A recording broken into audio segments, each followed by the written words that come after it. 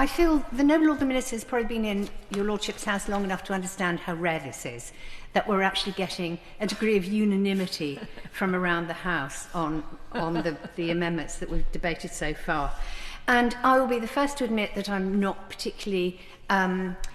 socially savvy when it comes to actually how people run the country, because quite honestly the idea that we put people in prison for their own protection when prison is actually a really dangerous place for vulnerable people to be. And also, as I have told the Noble Lord the Minister before, I am extremely anxious about the people who are being put in prison on remand for so many months, because people on remand face the poorest access to healthcare, the highest rates of self-harm,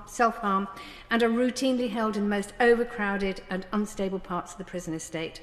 And courts have no control over which prison they go to and for how long. And so it seems to me that we are here trying to correct an injustice, that vulnerable women and children are put into a prison where they are clearly not safe, is absolutely horrendous. And so I would urge the Noble Lord the Minister, I know that there's an inquiry about this, but he is seeing and hearing from people who know about this